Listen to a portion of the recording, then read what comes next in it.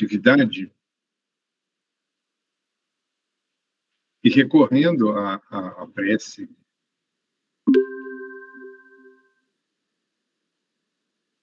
a fim de que, nos aproximando de Deus, dos bons espíritos que nos socorrem em nome de Jesus, criemos as condições ideais para que os pensamentos produzidos por nós ou por nós, recebidos em forma de inspiração, sejam os melhores possíveis, contribuindo sobremaneira para a compreensão deste capítulo, que diz respeito ao ambiente onde realizamos as nossas tarefas de natureza espiritual, constituindo o templo edificado no mundo, para que neste templo lá sejam propaladas as mensagens de nosso Senhor Jesus, ensejando-nos oportunidade de trabalho, de socorro, amparo e esclarecimento a todos quantos para lá se dirigirem, assim como para nós mesmos. Abençoa-nos, portanto, Senhor, em teu nome iniciamos mais um encontro de estudos com votos de paz e harmonia a benefício de todos nós, de toda a humanidade, e assim seja. Bem, vamos lá, vamos começar a nossa atividade matinal. Como eu sempre digo, a leitura prévia do capítulo muito nos ajuda nesses instantes em que vamos dedicar a nossa atenção para esmiuçarmos, né? Penso eu, o capítulo 21, cujo o título já demonstra a intenção de ser apresentado para nós. Esta é a primeira vez que Filomeno faz isso nas obras até então psicografadas, essa dimensão espiritual da casa espírita. E isso é importante para todos nós, que é o ambiente de trabalho, como citamos em nossa prece. Muitos de nós já temos uma noção, mesmo que inconsciente, da casa espírita. Eu, particularmente, né? Na medida em que ia melhor refletindo, lendo e relendo, eu percebi que, embora no campo da ideia isso estava lá colocado de alguma forma, ao estudar o capítulo, a gente percebe que muitas das vezes adentramos a uma casa espírita sem tomar, talvez, a ciência da santidade do local, da importância daquele ambiente, e por fazê-lo de uma forma talvez até automática, em muitas das vezes, porque há um dia na nossa agenda, um horário e com o qual nos comprometemos, e vira um ato simplesmente mecânico. A gente entra, cumprimenta as pessoas, se dirige para o ambiente de trabalho, para o espaço físico, sem se dar conta do que, em verdade, acontece antes, durante e após a nossa presença. Então, o objetivo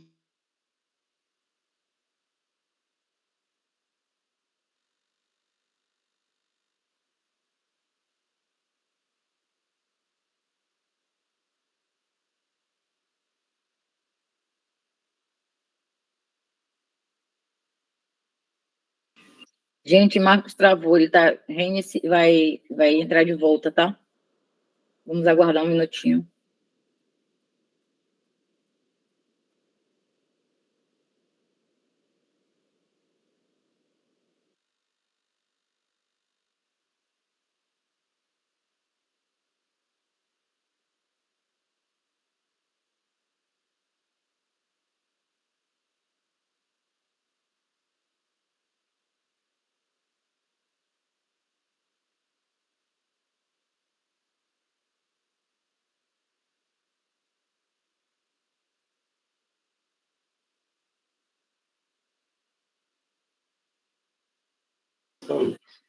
Marcos vai voltar, tá, pessoal?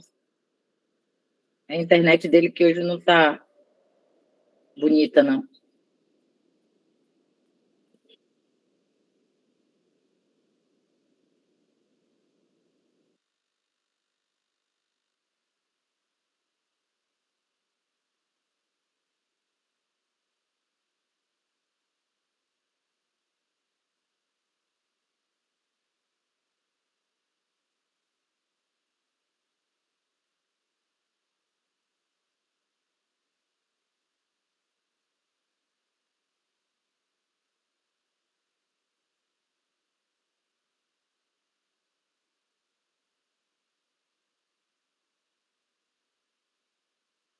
A sua ação sobre Rafael, e pode parecer à primeira vista que esta ocorrência, esse atendimento, ele é lugar comum nas casas espíritas. O que eu faço? Uma ressalva que não. O grau de profundidade das informações, nós só temos condições de acessar se constituirmos uma equipe muito bem estruturada, muito bem harmonizada, com indivíduos partícipes de um ideal que muitas das vezes, como eu disse na fala inicial, a gente não percebe por conta desse automatismo e uma espécie de perda de entusiasmo progressivo que nos acomete vez por outra, em decorrência da nossa própria fragilidade. E nós vamos perceber que esta casa, ela adquiriu essa capacidade de atendimento especializado por conta da qualidade dos seus trabalhadores. Vejam que informações foram trazidas por meio de um médium em transe, e este transe ele precisa ter um grau de profundidade e assertividade diferenciados para que a memória do espírito reverbere dentro do aparelho mediúnico, porque estes precisam estar em sintonia, e o dialogador, não nos esqueçamos, também teve acesso, via processo inspirativo, mas também de uma forte presença do mentor do grupo. Então, é um grupo muito bem estruturado. Então, esses casos complexos de obsessão, eles acontecem em equipes que adquiriram o mérito e o devido preparo, porque entrou-se em aspectos muito particulares das existências dos indivíduos que estavam integrando essa problemática.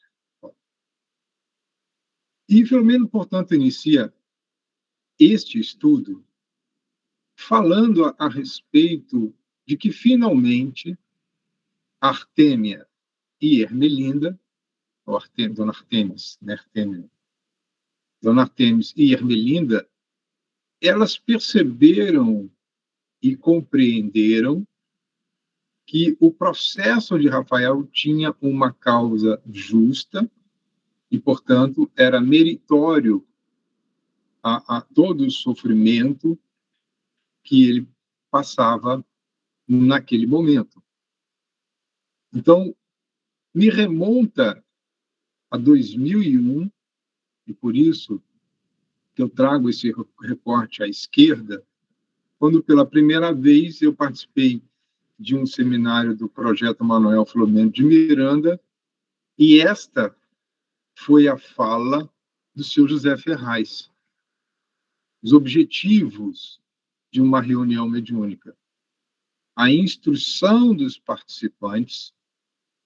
Vejam que Ermelinda e Dona Artemis acessaram a reunião após uma devida fase de preparação. Depois dessa preparação, elas adquiriram a autorização ou a capacitação para frequentar a atividade mediúnica. Então, este evento de significância produziu para esse núcleo familiar um conjunto de informações que fizeram com que elas se certificassem da justeza das leis divinas. Isso tudo é um processo de instrução. O outro objetivo é a erradicação da incredulidade por meio da produção de comunicações convincentes e de qualidade. E foi o que nós observamos no atendimento a Július. Elas puderam, através do diálogo mantido entre o espírito e o dialogador, embora com nuances emocionais intensas, mas dentro de um controle, que demonstrava um espírito profundamente sofrido, manifestando uma raiva intensa na direção de alguém, e este alguém era integrante do núcleo familiar dessas duas pessoas. Então, a comunicação foi de profunda qualidade, extremamente convincente. E a terceira finalidade é o alívio dos sofredores. E podemos observar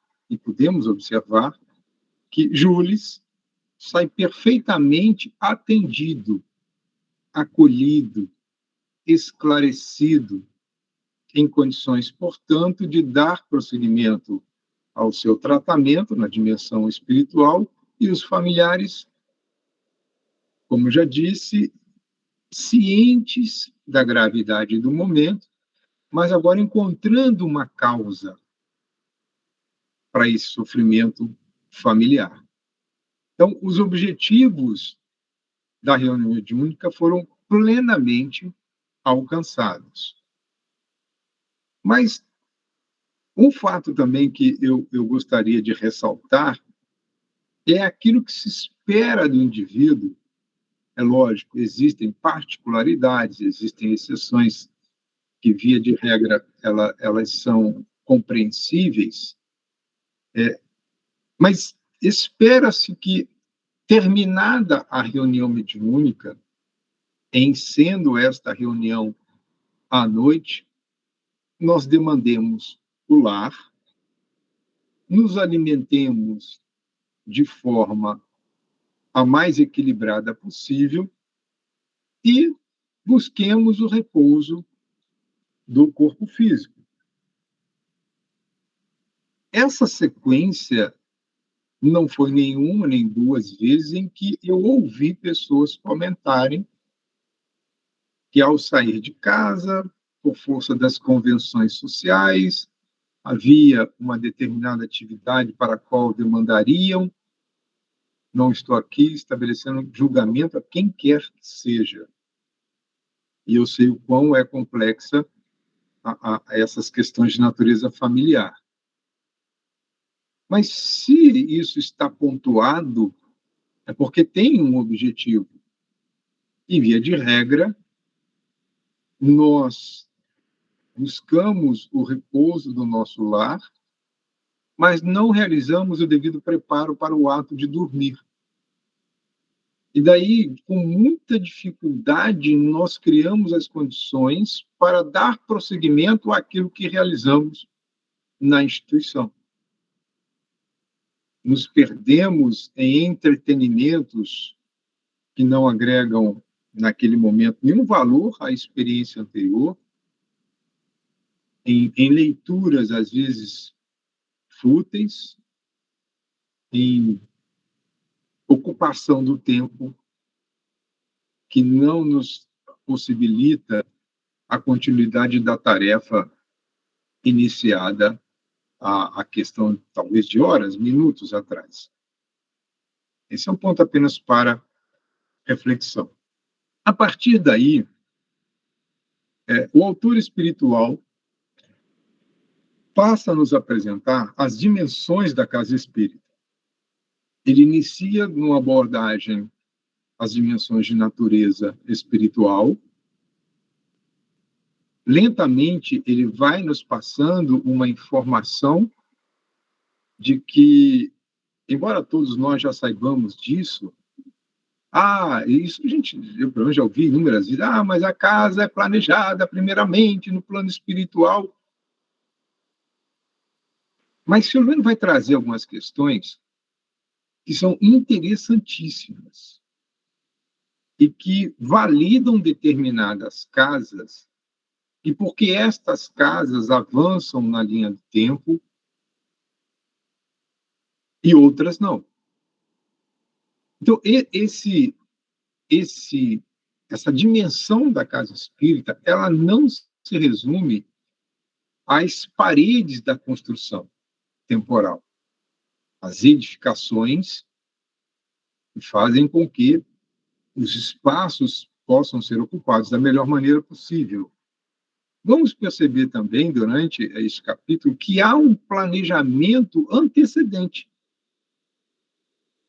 E muitas das vezes, porque não realizamos reflexões mais profundas acerca desta questão, algumas instituições passam por problemas no futuro porque não planejaram a sua construção no passado. Depois eu vou comentar algumas questões a esse respeito. Mas o que mais chama a minha atenção é a seleção prévia dos trabalhadores e da missão da casa. Seleção prévia dos trabalhadores. O conjunto de indivíduos que reuniram-se para a edificação, isso aqui eu chamo de núcleo duro, aquele grupo de pessoas que começam e terminam uma tarefa. Porque tem uns que se juntam por entusiasmo, oferecem os recursos necessários para a edificação e se afastam. É meritório. Mas aqueles que estão desde o início é porque, como a instituição, possuem algum tipo de compromisso. A gente vai perceber, portanto, que Natércio, que é o dirigente espiritual da instituição, ele foi discípulo de Francisco Candier no século XVI e roga a Francisco Xavier o seu amparo, ou como se fosse o seu patronato, o suporte da dimensão espiritual a Natércio, para que ele pudesse, por meio de alguém, deste grande núcleo de trabalhadores, dos seguidores de Francisco Xavier, ele realizasse um trabalho na face da Terra. Então, nós temos, acima do dirigente espiritual, alguém que lhe dá o suporte, como o espírito que faz o contato com as esferas superiores, e um médium que vai exercer uma determinada tarefa específica. No caso, é a médium Epifânia, que, segundo Filomeno, ela tomou ciência, ainda na dimensão espiritual, da gravidade da tarefa, das responsabilidades que pesariam sobre ela. E ela chega depois. Vejam que a instituição já estava edificada, vimos isso em capítulos anteriores, e ela incorpora ao trabalho tempos depois da instituição ela já ter sido criada. Então, é muito natural que, após o erguimento, a construção da edificação, a espiritualidade comece a ofertar convites para aqueles indivíduos que estejam dispostos a honrar o compromisso assumido ainda na fase anterior da encarnação. Então, na Terça tem um patrocínio espiritual de natureza superior e encontra um parceiro para o trabalho na dimensão física. E os demais trabalhadores, os demais integrantes da equipe, eram todos também, de alguma forma, vinculados a esse passado missionário do Espírito Francisco Xavier. A gente pode observar algo muito semelhante a Divaldo. Nós temos a Joana de Ângeles, que é a mentora de Divaldo, e o patrocínio espiritual é de Francisco de Assis. Então, nós temos o patrocínio espiritual de Francisco de Assis. Todos nós sabemos, em verdade, quem é essa entidade e a sua envergadura. E para que o trabalho de Joana na face da Terra fosse realizado, ela está se valendo de um médium, um indivíduo parceiro para o trabalho, nosso irmão Divaldo Franco.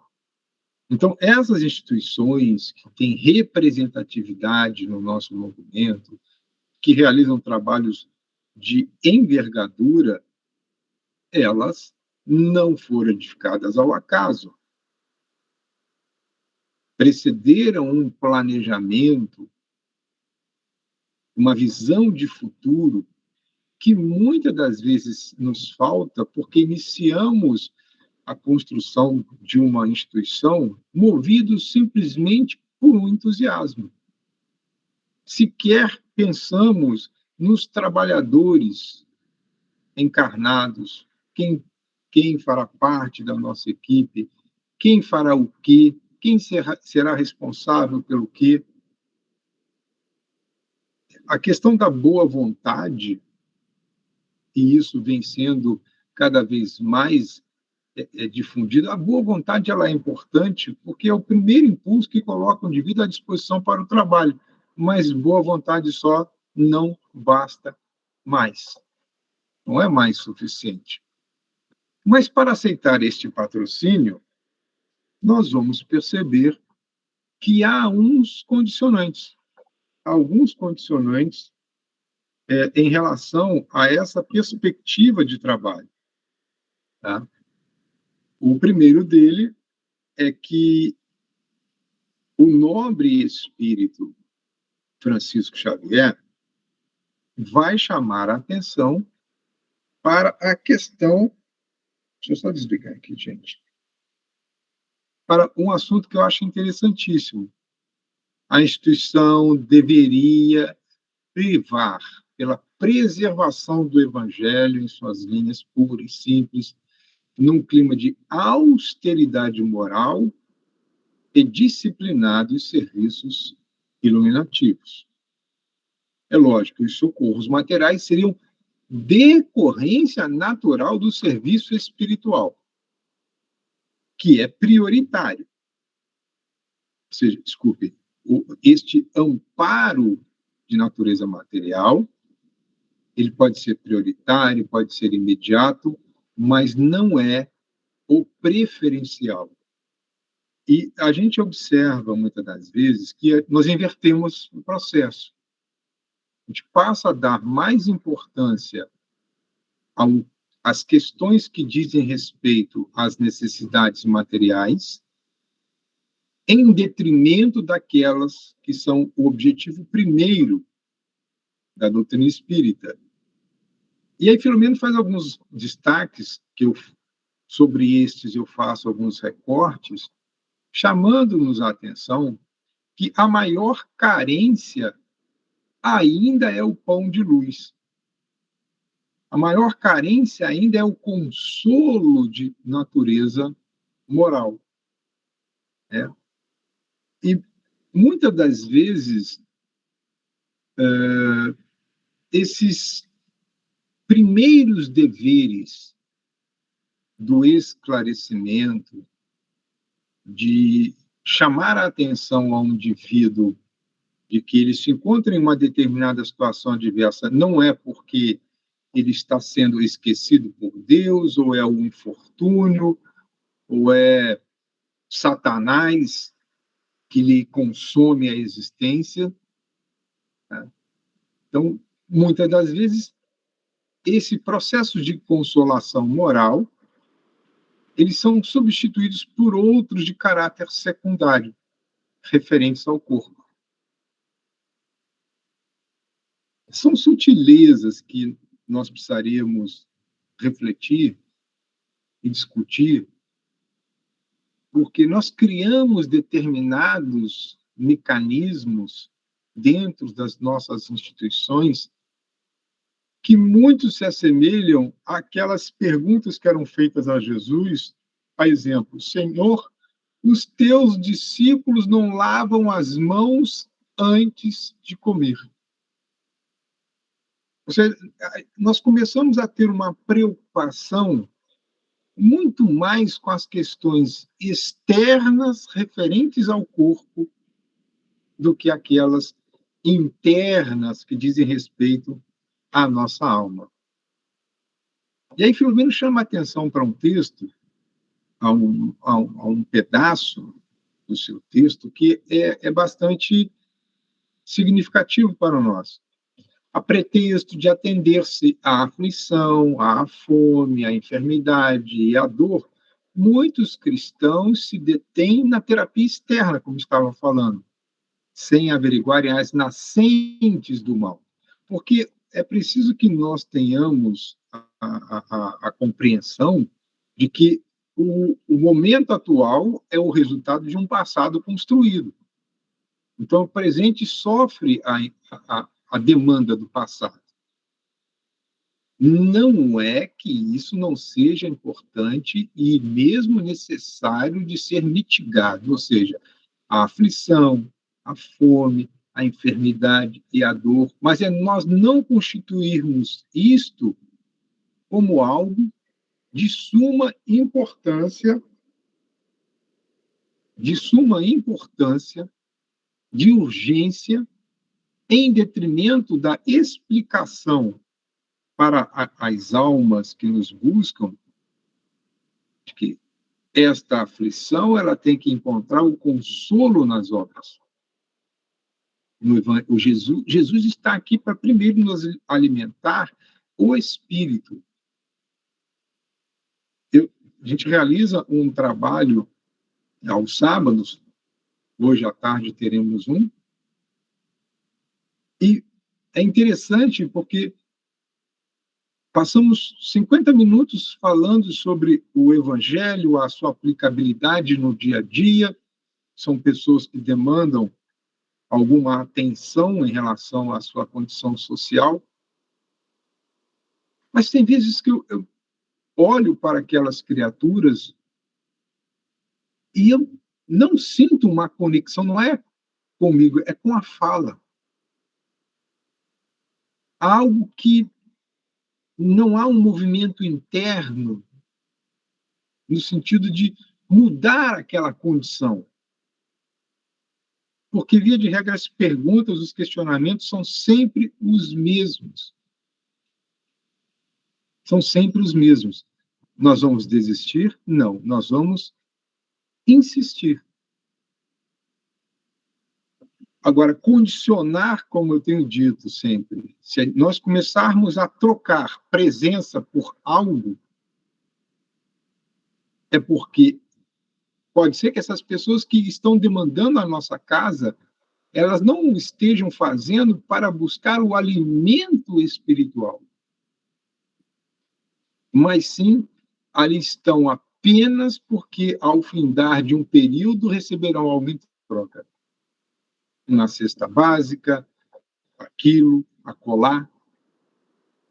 Então, esse condicionamento, eu não tenho parâmetros para ser assertivo, bater o martelo na experiência que eu desenvolvo, e que isso seja uma realidade. Mas é algo que eu sinto, muitas das vezes, porque, por sermos médium, a gente sente a vibração, o estado emocional da pessoa, a conexão com o discurso. Então, olhando no olho, sentindo o engajamento na proposta, a gente pode perceber que há muitas flutuações. No caso espírita, ela originariamente ela está edificada no mundo para oferecer o consolo às aflições de natureza moral e dar o suporte que for possível para as demais necessidades humanas. Continua Filomeno, pensa-se muito em estômagos a saciar, corpos a cobrir, doenças a curar, sem menosprezar-lhes a urgência. Olha o detalhe. Em nenhum momento o autor espiritual, que é Francisco Xavier, afirma isso para Natércio. Mas ele coloca, olha, presta atenção no que você vai fazer. Eu estou validando a sua tarefa para que, em primeiro lugar, existem instituições que são muito bem organizadas, em que elas separam as funções. Inclusive, a instituição espírita tem um CNPJ e a parte que produz a assistência social é um outro CNPJ, em que pesem os objetivos estarem unidos, muitas vezes administrados por pessoas em comum. Mas a ação, ela se difere para que uma ação não se sobreponha à outra. É cada ramo da instituição desenvolver aquilo que ela é capaz de absorver. Eu já contei aqui para vocês, certa feita, um caso de uma determinada instituição aqui em Salvador, em que uma trabalhadora, ela perdeu o emprego, estava passando fome dentro de casa e, já não tendo como se sustentar, buscou a assistência social da instituição, seguindo os protocolos estabelecidos pela instituição, para que ela fosse também atendida com a doação de cestas básicas. E qual foi a resposta que ela recebeu da coordenadora do trabalho? De que ela não poderia receber a cesta básica porque ela não estava incluída na lista dos beneficiários da instituição. Então, é isso, esse nível de desumanização na tarefa, de robotização, às vezes, em que nós nos mergulhamos.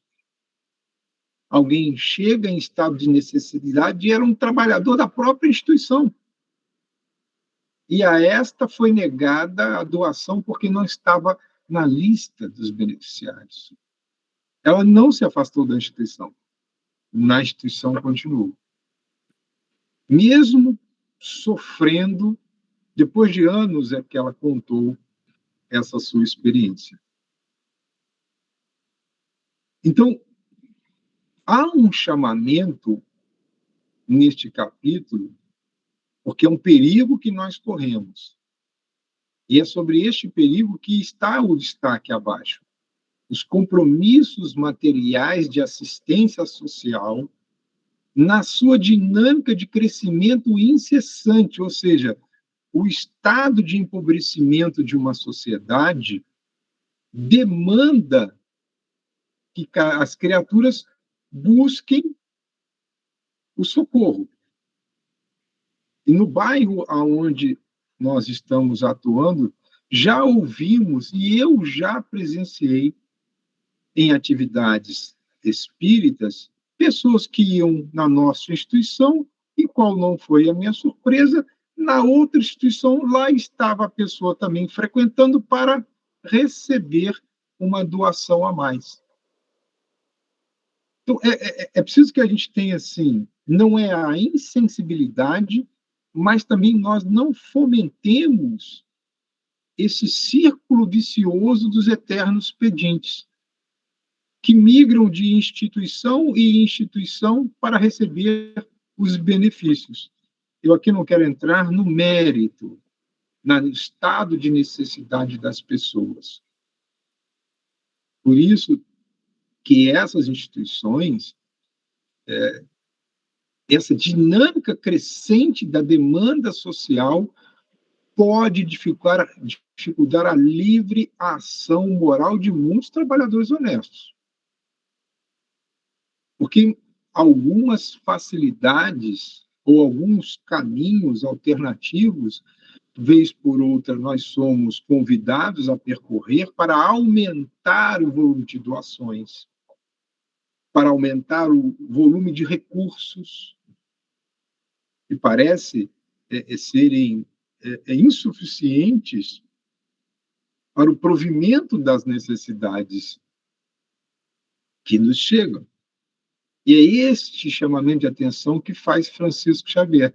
O mundo, por meio de espíritos perversos, tentarão romper as barreiras erguidas pela dimensão espiritual, infiltrando pessoas que ofertarão benefícios. Às vezes são benefícios vindos de fontes às quais deveríamos estar distantes, ou até mesmo promovermos determinadas atividades dentro da casa. Essas atividades são ilícitos de natureza penal para poder arrecadar recursos. Então, essa foi a... Olha, quer fazer? Conte com o meu apoio, desde que vocês cumpram isso. Então, nós que somos trabalhadores das instituições, deveríamos retirar os escorpiões que estão escondidos dentro dos nossos bolsos. Se eu nada posso doar, eu dou o meu tempo, porque eu desonero a instituição da contratação, por exemplo, de um servidor da limpeza, porque eu me predisponho a fazer a limpeza antes e de forma gratuita. Eu não posso doar com tanto. Doe algum valor.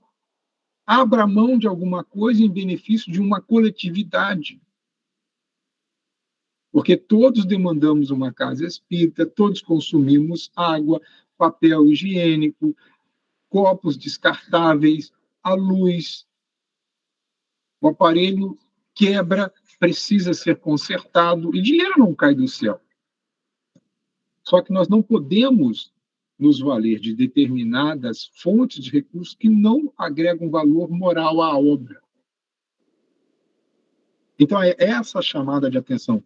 Os compromissos materiais de assistência social, na sua dinâmica de crescimento incessante, podem fazer com que pessoas frágeis moralmente se corrompam, justificando aquela ação porque uma necessidade precisa ser satisfeita. Então, é preciso que tenhamos sempre muita atenção no trabalho que estamos a desenvolver. Feito esse introito, essa advertência, está estabelecida, portanto, a competência da instituição. Francisco Xavier deixa claro: a competência, a preocupação principal será com a questão de natureza moral, consolo aos que sofrem, diminuir o peso das aflições. Então, o tratamento da enfermidade espiritual, particularmente os obsidiados, passa a ser a competência principal dessa instituição. E aí tem uma ressalva: olha, a obsessão é aquela ação pertinaz praticada por um espírito de natureza inferior sobre alguém. Ótimo. Todo carinho para com os perseguidores desencarnados. Porque o sofrimento deles, porque o corpo espiritual, o aparelho sensitivo, ele é global, via de regra, é quem sofre muito mais. Embora nós observemos as chagas em Rafael, o processo da autoobsessão, do depauperamento das condições psíquicas de Lisandra, e tudo isso, de alguma forma, causa-nos um pesar muito grande, aquele que faz sofrer, ou que acompanha o sofrimento destes, é que precisa libertar-se, porque ao afastar-se daquele indivíduo sobre o qual ele demanda a sua atenção, o encarnado tende a melhorar. Mas o principal beneficiado é o desencarnado. Porque ali começa um processo de reconciliação por meio de um mediador. E o mediador sempre será, a princípio, num primeiro momento, o dialogador. Escolhe-se ou convida-se um médium, aquele que reencarna com um potencial mediúnico que é resultante das suas experiências passadas, do seu preparo no mundo espiritual, dos valores adquiridos. E Epifânia, portanto, é esta convidada para o trabalho, que deveria realizar a sua jornada via desempenho de tarefas de desobsessão, da sua exposição doutrinária, como nós tivemos a oportunidade de ver na palestra que ela fez sobre os inimigos desencarnados, e por meio também da mensagem psicografada. Então, esse instrumento mediúnico já vem com as suas competências mediúnicas estabelecidas. Então, nós temos a programação geral, as orientações estabelecidas e as competências mediúnicas daquele parceiro encarnado. Bom, a partir desse instante, isso ainda está dentro do processo do planejamento lá na dimensão espiritual. Agora começa a parte da efetiva ação, na medida em que a edificação avança, os alicerces espirituais, juntamente com os alicerces físicos, vão se apresentando com funções específicas. Então, são providenciadas ações magnéticas de suporte. Adicionada a essas ações magnéticas de suporte, com a distribuição e instalação de aparelhos específicos. Então, há aparelhos específicos instalados na câmara de passe, no recinto mediúnico, no salão doutrinário, além do estabelecimento de recursos de defesa. Então, vejam, a câmara de passe terá equipamentos específicos. Nós não os vemos, alguns foram nos apresentados nas obras de André Luiz, com instrumentos que são utilizados para medir a qualidade da equipe mediúnica, outros são colocados como suporte para tarefas as mais variadas, né? Então, a gente passa a compreender que, embora nós não estejamos enxergando, quando a gente entra em uma casa espírita, diante do que estamos a ler e a refletir na manhã de hoje, nos é chamada a atenção para que tenhamos uma maior introspecção em relação àquela instituição, àquela sala. Assim, gente, quantas vezes eu não entrei em uma casa espírita como para assistir uma doutrinária, por exemplo, a afeição de um jovem que entra em um ambiente televisivo, em um cinema, para assistir uma película qualquer ou uma peça teatral, sem sequer parar para pensar na quantidade de espíritos que ali já se encontram, o quanto eles investiram para nos receber. E nós veremos a seguir o quanto eles preveniram e nos ajudaram, para que, chegando na casa, por vezes tomados de angústia, não mergulhássemos em nenhum tipo de descontrole de natureza emocional ou espiritual. Então, esses recursos de defesa que são erguidos têm por finalidade resguardar a casa e os seus frequentadores. Não nos iludamos.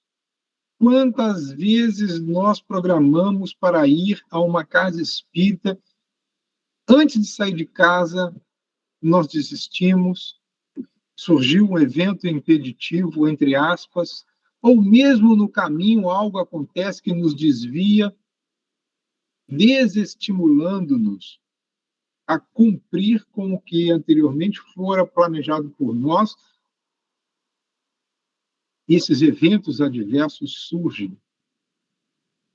Então, a casa espírita resguarda-se por meio da ação magnética produzida por espíritos que ficam apostos para nos preservar das nocivas investidas das hordas de salteadores e vagabundos desencarnados. O termo vagabundo significa vagar sem rumo. E o vagabundo, esse é o sentido lato. Vagar sem rumo. E estes que vagam sem rumo estão aos borbotões, nas ruas, nos transportes públicos, nos hospitais, nos locais de entretenimento. E nós estamos passando por algum processo de sintonia, eles a nós se conectam e nos acompanham. Alguns passam pela triagem que existe na casa espírita, porque percebe-se que, embora ele vague sem rumo, ele não é um indivíduo mau, ele é um indivíduo ignorante. Mas se for aquele que vaga sem rumo, com intuitos ruins, este é impedido de entrar na casa espírita. Porque ao entrar na casa espírita, poderia produzir determinados desconfortos. E muitas das vezes é permitida a entrada desses espíritos para colocar em teste a direção da casa, os seus trabalhadores. E já não foi nenhuma nem duas vezes que isso aconteceu. E nós todos somos testemunhas, acredito, de eventos dessa natureza. Porque se acontece é porque foi permitido. E se foi permitido, tem um objetivo. E se tem um objetivo, é para nos testar. Não no sentido, os espíritos não nos colocam a teste, a prova, apenas como se fôssemos peças de manobra de um jogo qualquer. Não.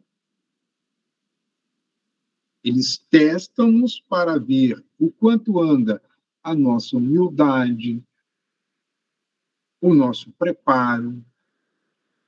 Por exemplo, as instituições, a maioria delas não possuímos um plano, por exemplo, um plano de prevenção e combate a incêndio.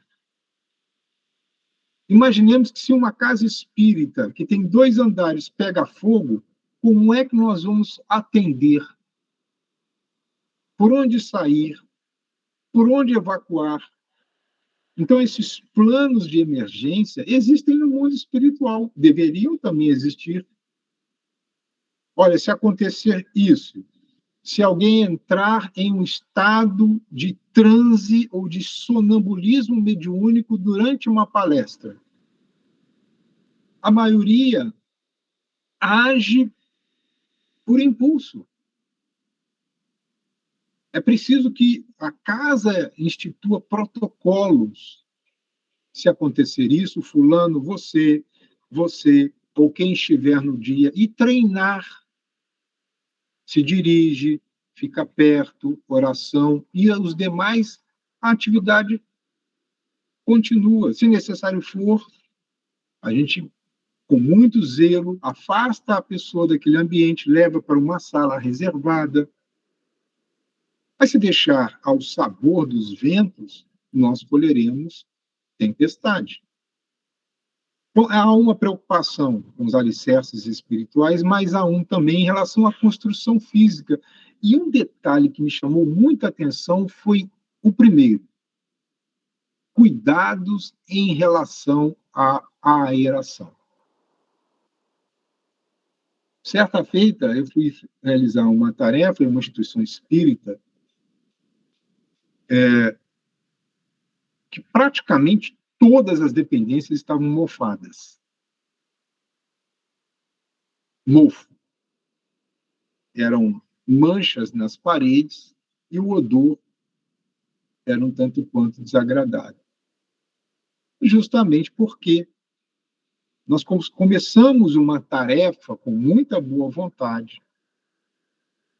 Isso não atrapalhou, causou desconforto, porque eu tenho rinite alérgica, mas a aeração, a circulação do ar é de suma importância para a saúde orgânica, mas também influencia, de certa forma, para a qualidade do ambiente que nós iremos criar para que os espíritos utilizem-se dos nossos fluidos junto aos deles e aos fluidos da natureza para fazer um composto.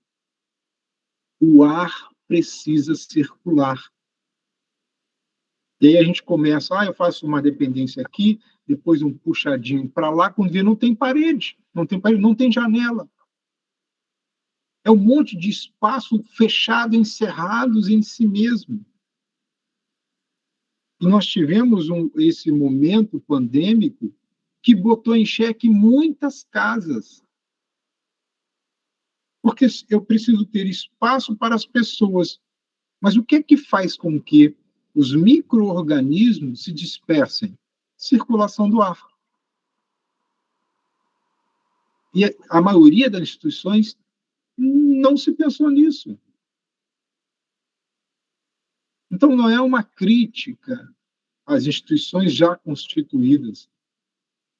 É um alerta para que aquelas que forem ser erguidas, edificadas, elas não deixem de levar em conta as questões relativas à lei humana que fala como devem ser erguidas, edificadas qualquer tipo de instalação. Então, essa adequação, o que penso eu, os espíritos estão nos dizendo, olha, se existe um preparo de natureza espiritual que segue leis de natureza espiritual, a edificação, por ser física e estar no mundo, tem que seguir as leis do mundo. Mas eu não vou contratar um arquiteto porque é caro. Eu vou chamar aquele pedreiro que construiu a minha casa, que não sei o quê. Poderemos ter problemas. O fluxo das águas, o fluxo dos ares, cores, tudo isso deve ser, mas é lógico, aí vem a ressalva, conforto sem excesso. Simplicidade e total ausência de objetos e enfeites que não os mínimos indispensáveis. Eu achei fantástica a reforma que aconteceu no Centro Espírita Caminho da Redenção. Porque retirou-se do ambiente doutrinário toda e qualquer vinculação a esta ou aquela personalidade. E, ao fundo, se nós observarmos, o arquiteto foi capaz de fazer algo que é como se nós tivéssemos duas mãos sustentando algo, ou duas mãos a solicitar algo. Observem bem, conforto sem excesso, mas na simplicidade uma mensagem que leva o indivíduo a perceber o acolhimento, o aconchego. Também não é nenhuma crítica. Certa feita eu recebi um vídeo de uma determinada instituição, muito bem organizada, por sinal, mas parecia mais uma unidade, uma clínica Dolphin. Muito bacana. Mas se eu mostrasse para um leigo, ele ia me perguntar se era uma casa espírita ou uma clínica. O layout, as cores, muitas luzes de LED. Então, ficou bonito. Mas eu não me sentiria dentro de uma casa espírita. Então, são essas questões que este nobre espírito tem. Luiz, está surgindo uma mensagem aqui de pessoas pedindo para entrar. Já voltamos para dentro. Aí, obrigado. Então, gente, essa é a minha interpretação. Se eu estiver errado, por favor, adequem ao entendimento de cada um. Mas é o resultado da minha pouca vivência e que muitas das coisas que eu vi, elas estão muito conectadas ou desconectadas dessa proposta de Francisco Xavier. A partir daí, ele vai chamando a atenção para os trabalhadores. Vejam que a primeira parte, ela chama atenção para quem vai compor a equipe, quem vai desenvolver o trabalho base, os condicionantes para o suporte, os preparativos travando, um do lado do outro, ele fica assim. para a edificação, e agora vai chamar a atenção aos participantes, que somos nós. E aí Filomeno chama a atenção da seguinte forma: a casa espírita, dedicando-se a mistérios muito complexos e elevados, quais os das incursões profundas nos cernes da alma. Então, a casa espírita, a partir dos trabalhos, dos estudos, ela passa a abordar problemas de profundidade. E essas questões relacionadas à desobsessão, ao despertamento da hibernação, o estado de hibernação é aquele estado de embotamento no qual se encontram muitos espíritos, mas também de tarefas que, embora não sejam caracterizadas como de respeito a deslindar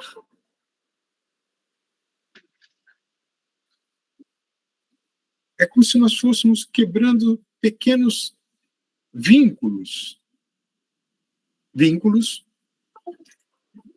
junto a pessoas que estão inicialmente em algum nível de perturbação. Então, esse deslindar dos vínculos infelizes. Mas também desse mergulho, do socorro às regiões espirituais de natureza inferior, as chamadas regiões purgatoriais. São tarefas complexas, e essas tarefas não podem coexistir com a leviandade, com o comportamento chulo e com a revolta. Então, dirigentes, frequentadores, nós não podemos ser pessoas chulas, levianas, revoltadas, porque vai atrair para o entorno de nós resultados não agradáveis.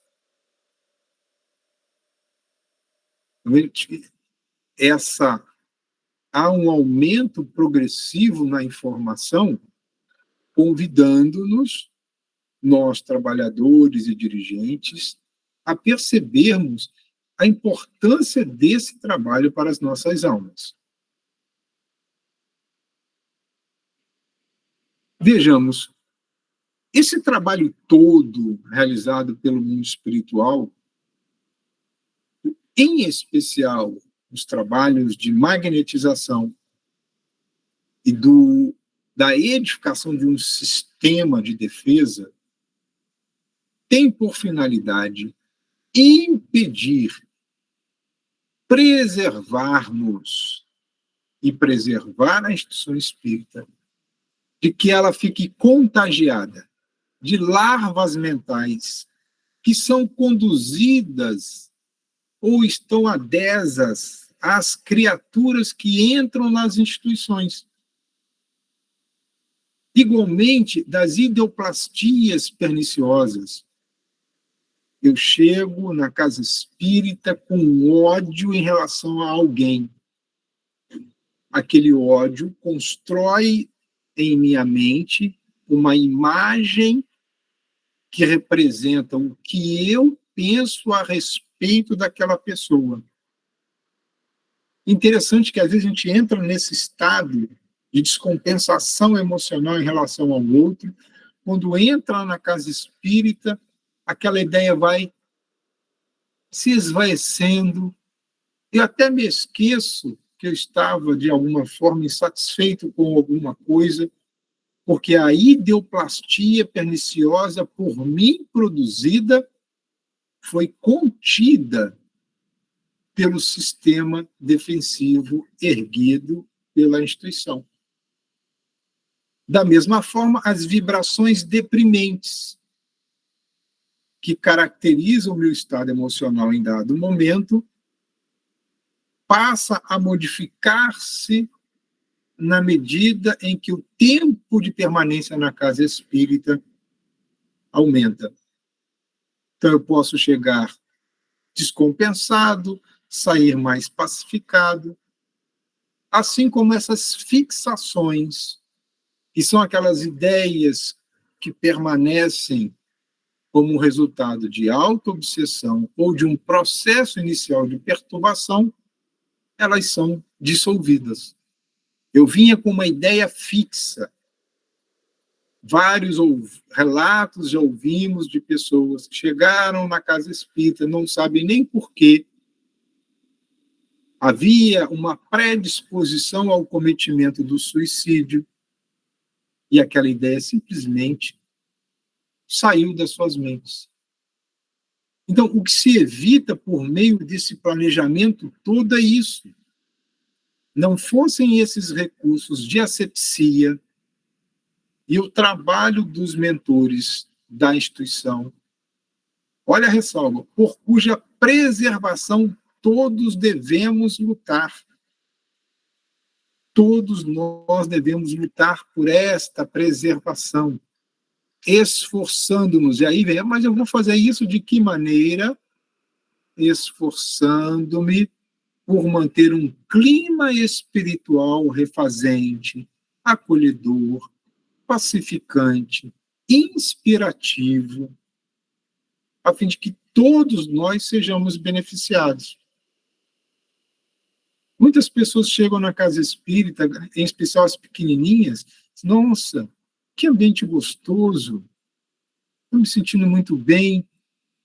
Por que isso? Porque fora da casa espírita, e a gente pode fazer um paralelo, portanto, imaginemos como não é um ambiente onde o indivíduo demanda para a satisfação de licenciosidades.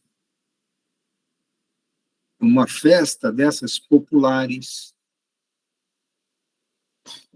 a existência de larvas mentais, de pensamentos ideoplásticos dos presentes, encarnados ou não. Qual é o padrão vibracional daquele ambiente? Quais são as fixações? Ou o que é que eu vou levar daquele ambiente? Imaginemos que eu saia de um ambiente desse e vá para a casa espírita. Pode ser que eu nem entre também.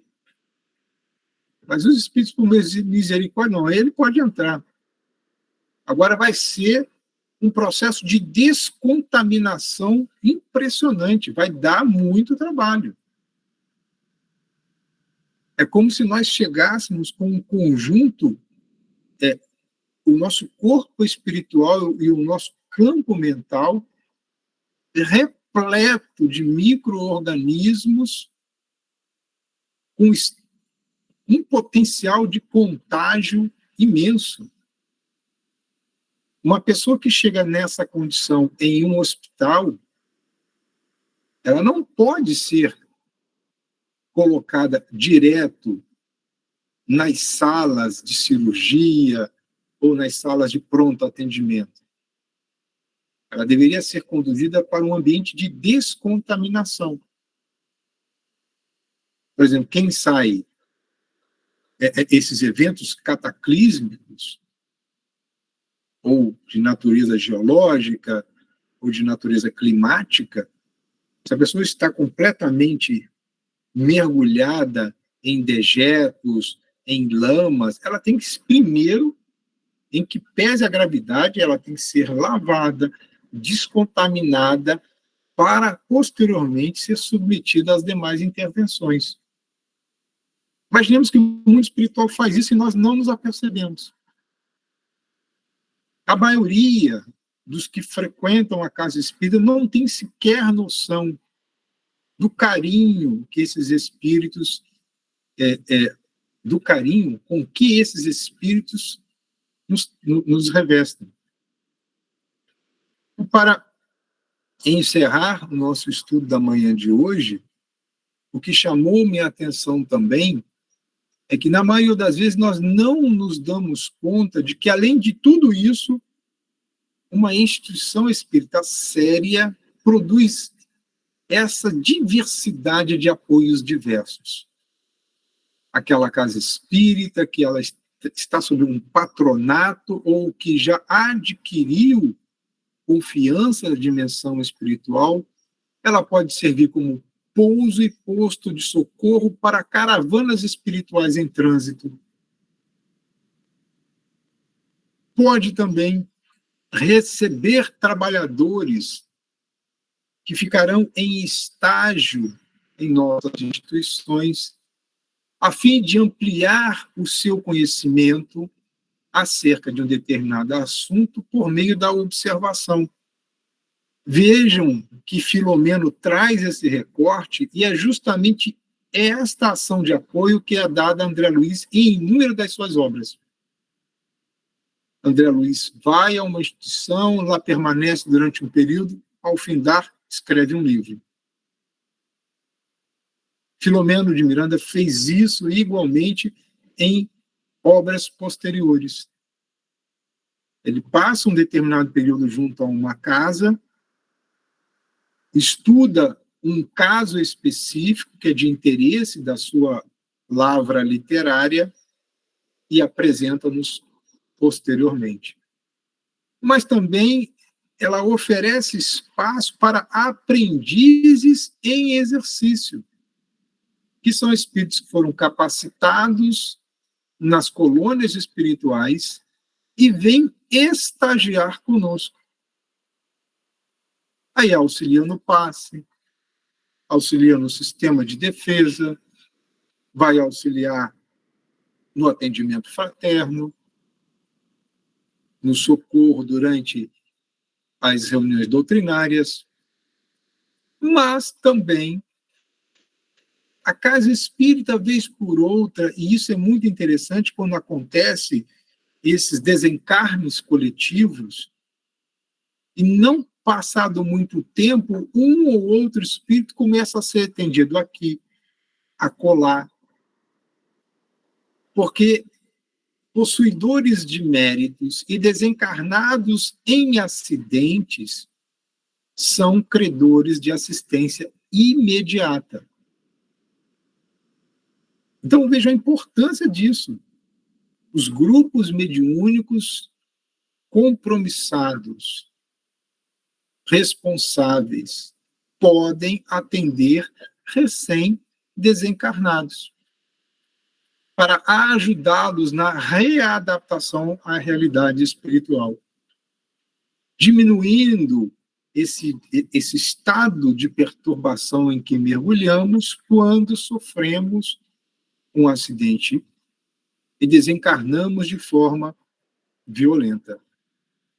Da mesma forma, entidades com programação de urgência buscam esses mentores e solicitam apoio, como ocorreu com Adelaide, que busca o dirigente espiritual Natércio e pede a intervenção junto à sua filha Artemis, ao seu genro Rafael e aos netos Gustavo e Lisandra.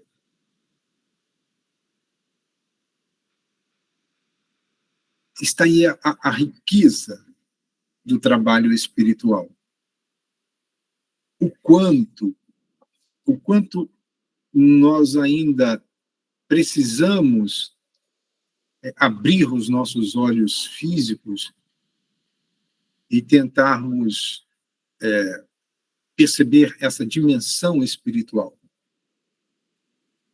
É impressionante o que uma casa espírita é capaz de produzir. Mas, igualmente, é impressionante o quanto nós estamos ainda sem perceber essa realidade mais profunda. Me perdoem, eu espero que vocês me compreendam. E aí vai um convite. Retornemos às nossas casas espíritas. Tenhamos fé em Deus. Busquemos as instituições, porque elas não foram erguidas apenas como um ambiente de convivência social. É o local onde nós temos a oportunidade de trabalho. É muito bom ficar no conforto do lar assistindo a doutrinárias, a cursos. Isso tudo é importante. Mas busquemos este templo erguido por alguém que ouviu o chamamento de Jesus e, com muito esforço, edificou uma obra para acolher os transeuntes da vida que somos todos nós. Voltemos às nossas casas, engajemos-nos uma vez mais nos trabalhos e confiemos em Deus. Quem não assistiu, convido a assistir o evento desta última quinta-feira, realizado no Centro Espírita Caminho da Redenção, disponível na internet. E Divaldo faz uma brilhante palestra a respeito de confiar em Deus. Porque, via de regra, nós só confiamos em Deus quando tudo está bem. E questionamos a Deus quando as adversidades batem à nossa porta. Meus irmãos, foram essas as considerações elencadas para a manhã de hoje. desejando às mães, às avós, que amanhã tenham um domingo de muita paz, esteja onde estiverem os filhos e netos, que mergulhemos em comunhão e esqueçamos o momento comércio e rememoremos o momento família, que parece um tanto quanto demodê segundo esse pensamento vigente nesta sociedade adoecida. Aberto estamos para considerações, perguntas, interações, fiquemos à vontade. Oi, Marcos. Vocês já viram esse livro? É o lançamento. Deixa eu ver se eu consigo mostrar aqui de pertinho para vocês. Sim, já adquiri. Já adquiriu? Ó. Esse aqui é uma obra de Marta Antunes, na verdade, né? Pegando todos os livros de Manuel Filomeno de Miranda e sintetizando ele para a prática mediúnica. Então, a gente está estudando ele e ele é um livro bem interessante.